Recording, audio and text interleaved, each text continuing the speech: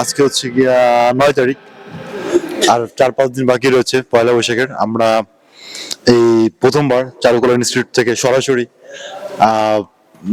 Video করতে হচ্ছে কিভাবে আসলে পয়লা বৈশাখটা উদযাপন যাদের মাধ্যমে করা হয়, তারা কিভাবে কত পরিশ্রম করে এগুলো তৈরি করে। আমাদের মঙ্গল শোভাযাত্রা যে বিষয়টা রয়েছে, সে বিষয়টা আসলে কিভাবে তৈরি হয় ফ্রম দ্য ভেরি বিগিনিং থেকে একদম টিল ইন পর্যন্ত আমরা সবটাই দেখানোর চেষ্টা করব আপনাদেরকে। আমার সাথেই থাকবেন। আজকে আমাদের খুলনা বিশ্ববিদ্যালয়ের পয়লা বৈশাখের যে আয়োজন সেটার দ্বিতীয় দিন চলছে। আমরা চারুকলার যে স্টুডেন্ট আছি তারা আমরা মিলে একটা বাঘ বানানোর চেষ্টা করছি। বাঘ বানানোর ম্যাটেরিয়াল হিসাবে আমরা ব্যবহার করছি বাঁশের চটা, কিছু কাঠ দিয়ে আমরা ফর্ম তৈরি করছি। শুরুতে আমরা বাঁশের চটা দিয়ে আমরা ফর্ম তৈরি করছি যাতে সুবিধা হয় একটা শেপ তৈরি করতে। তারপরে দেন আমরা এই জায়গাতে আমরা বাঘের ফর্ম হিসাবে মাথা তৈরি করব। মাথাটাকে সুন্দরভাবে বানানোর পরে সেই ফর্মে আমরা কাগজ দিয়ে আঠা দিয়ে প্রলেপ দিব, যাতে সেটাকে আমরা স্প্রের মাধ্যমে রং করে তার যে কালার, একটা বাঘের যে কালার হয় সেই কালারটা আমরা সুন্দরভাবে নিয়ে আসবো। দেন এটা হলো বাঘের পিছন সাইড। এখানে বাঘের যে পিছন সাইডে থাকে মাংসপেশি, এইগুলো পাওয়া হবে। এবং দেন এখান থেকে সুন্দরভাবে যে বাঘের যে লেজ থাকে সেটা আমরা তুলে ধরার চেষ্টা করছি। এবং এই বাঘ বানানোর পিছনে সর্বোচ্চ কারণ হচ্ছে যে এটা হলো দক্ষিণাঞ্চল খুলনা এলাকা, যার কারণে এখানে বাঘের যে একটা মানে প্রচলিত অঞ্চল বলা যেতে পারে, যেটাকে আমরা হিসাবে প্রতীক হিসাবে মানে কি বলতে পারি যে হ্যাঁ এটা একটা বাঘের যে অঞ্চল, সেটা আমরা, যার কারণে এই খুলনা বিশ্ববিদ্যালয়ে বাঘকে এবার পয়লা বৈশাখের শোভাযাত্রার একটা ডামি হিসাবে তৈরি করা হচ্ছে। এবং আমরা চারুকলার স্টুডেন্ট এখানে 3 ডিসিপ্লিনে আমরা অংশগ্রহণ করছি, যেখানে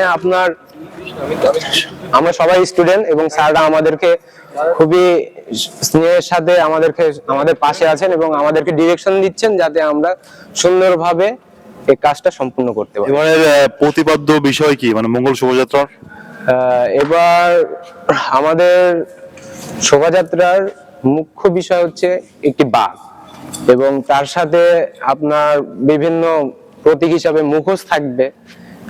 আর এমনি বাঙালির যেসব ঐতিহ্য আছে যেগুলো করলে আর কি একটা পয়লা বৈশাখে যে আমেজ পাওয়া যায়, সেই প্রতীকগুলো আমরা তৈরি করার চেষ্টা করছি যাতে আমাদের শোভাযাত্রাটা খুব সুন্দরভাবে আপনার আয়োজন করা যাইতে পারে। এবারে কোনো ডিরেকশন আছে আপনাদের, মানে বাঘ দিয়ে শুরু করতে হবে এরকম কোনো কিছু? হ্যাঁ, এটা আমাদের আর কি ডামি একটাই হবে বাঘ, এবং এটা স্যাররা এবং ডিসিপ্লিনের যে প্রফেসর আছে সবাই মিলে ডিসিশন নেওয়ার পরে আর কি এটা আমরা তৈরি করার শুরু করছি। এটা কয়দিন লাগতে পারে? আজকে শুরু করলেন, আজকে আমাদের এটা দিয়ে দ্বিতীয় দিন চলছে। আচ্ছা, অন্তত এটা কালারিং করে কমপ্লিট করতে 12 তারিখ থেকে 13 তারিখ লেগে যাবে। বড় ভাস্কর্য আর কি কি রয়েছে বাঘ বাদে? আমাদের একটাই আর কি, এবার শুধু একটাই হবে বাঘ। আর বড় প্রতি বছর আর কি বেসিক্যালি একটাই বড় ভাস্কর্য তৈরি করার চেষ্টা করি, আর এর সাথে ছোট ছোট অনেক মুখোশ থাকে। তারপরে আরো অন্যান্য ব্যানার যেগুলো আমাদের ককশিটে হাতে কেটে যেগুলো তৈরি করা হয়, পয়লা বৈশাখ লেখালেখি তৈরি করা হয়, ওইগুলো আর কি থাকবে। কিন্তু আমাদের প্রতি বছর একটা করে বড় আইডল যে বিষয়টা থাকে, হ্যাঁ ওইটা হচ্ছে এবছর বাঘ তৈরি করা হয়েছে। গত বছর আমাদের হরিণ ছিল, এবছর বাঘ তৈরি করা হয়েছে। এটার আকার কতটুকু হতে পারে, মানে কত ফিট বাই কত ফিট নির্ধারণ করছে সরকার? সরকার নির্ধারণ করি না, এখানে আমাদের ভিসি স্যার আর কি নির্ধারণ করে দিয়েছে, কিন্তু কত ফিট সেটা আমি জানি না এক্স্যাক্টলি এখনো আর কি বলা যাচ্ছে মানে সম্পূর্ণ হওয়ার পর সম্পূর্ণ হওয়ার পরে বড় হয়। আশা করা যায় দেখতে অনেক সুন্দর হবে নাকি? আশা করা যায় দেখতে অনেক সুন্দর হবে। হ্যাঁ, সুন্দর হবে। কি কি ব্যবহার করা হয়েছে এই বাঘ তৈরিতে, আপনারা তৈরি করতেছেন? এখানে আমরা প্রথমে কাঠ দিয়ে একটা ফর্ম বানানো হয়েছে, বেস তৈরি করে নিয়েছি। তারপরে এটার শেপ নিয়ে আসার জন্য আমরা বাঁশ কেটে সুন্দরভাবে চটা তৈরি করছি। চটাগুলো মানে কারা তৈরি করে? চটাগুলো আমরা স্টুডেন্টরাই তৈরি করছি, আমাদের নিজেদের সুবিধা মতন সাইজ নিয়েছি বা ফর্ম নিয়েছি, শেপ নিয়েছি, যার কারণে এটা আমাদের সুবিধার্থে আমরা কেটে কেটে সুন্দরভাবে আর কি আপনার শেপ নিয়ে আসছি এখন বর্তমানে। এটা কি স্টুডেন্টরা করতেছেন নাকি কোনো রিঅ্যাকশন আছে? স্টুডেন্টরাই করছি আর আমাদের স্যাররা আছে আমাদের সাথে। তাহলে আপাতত এটাই হচ্ছে কি সবথেকে বড় মানে এবারের পয়লা বৈশাখের জন্য বড় আয়োজন পার্ক বলতে পারি। জি, এরপর অনেক টুকিটাকি অনেক বিষয় রয়েছে। হ্যাঁ, আমাদের মুখোশের কাজ চলছে আর কি। দিয়ে একটা বাস দিতে হবে, চটা দিতে হবে, ঠিক আছে অমিয়? হ্যাঁ, এই সাইডটা সুন্দর একটা চটা নিয়ে ওপর দিয়ে একটা চটা দিয়ে দে। রাতে গেছে তো সোহাগ, ওটা কি হয়েছে বাবা? কালকে আপনি 5টা 6টা অনিন্দ ওই পাশে ওর দাদা ওইখানে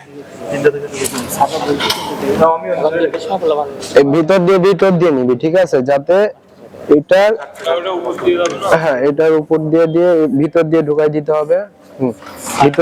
ভিতর দিয়ে বাঁশের চটাগুলো দিয়ে এটার উপর দিয়ে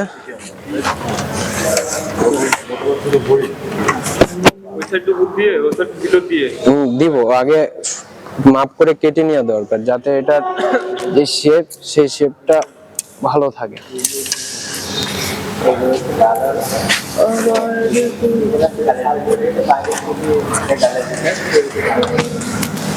আসলে প্রতিটা জিনিস ঠিকতে হবে, না ঠিকলে এটা আবার তোর দিকে টেনে না।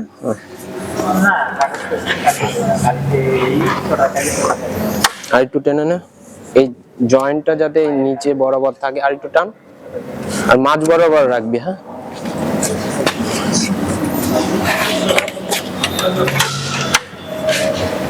ওটা রেখে দে।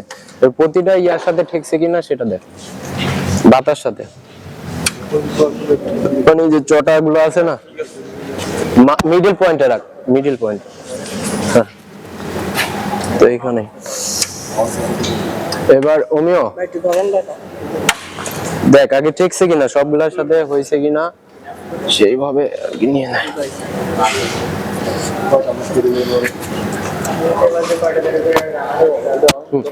বেঁধে নে। আরিফ কেন ধরো তো, এটা ধরো এখানে বাঁধন যে এটার সাথে এটা কি মিলছে, এটার সাথে এটা মিলে নাই, ঠিক আছে, তাহলে এটা কি করতে হবে, ডাউন যে এগুলা, এটা একটু ঢিলা দাও। হ্যাঁ, এই যে হয়েছে, দেখছো মিলছে কি?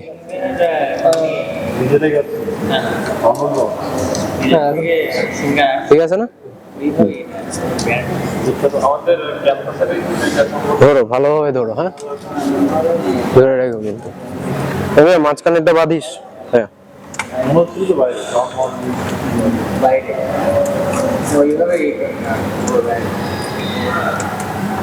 মাঝখান বলতে টপেরটা ভাই? হ্যাঁ টপ।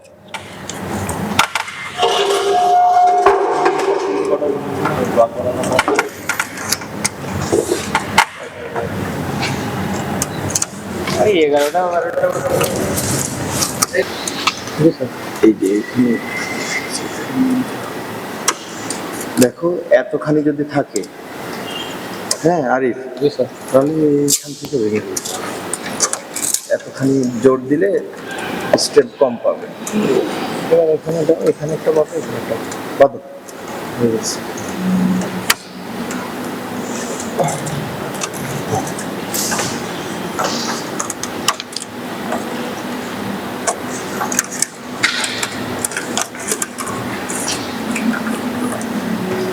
এরপরে এখান থেকে দিবা, দেখো এই জায়গা থেকে, এই যে এই ক্রসে উঠবে।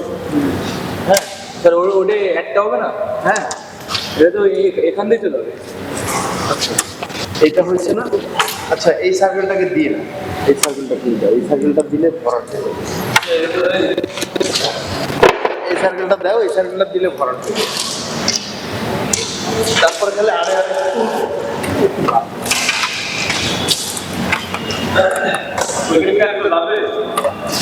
সবাই এখানে একটা দিতে হবে তো।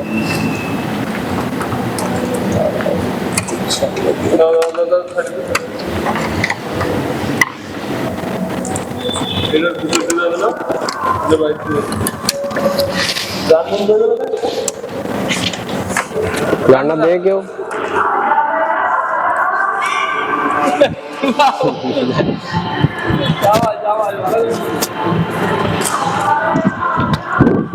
সেরা সেরা উজ্জ্বল সেরা।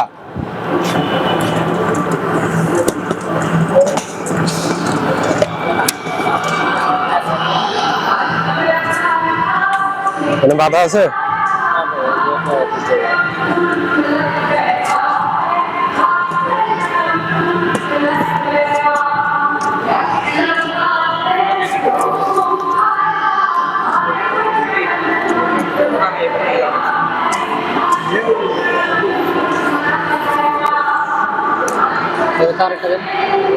ওখানে না দিলেও চলবে।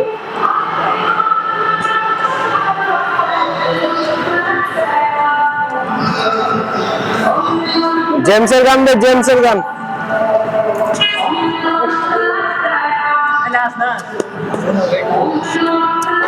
এই নাচ।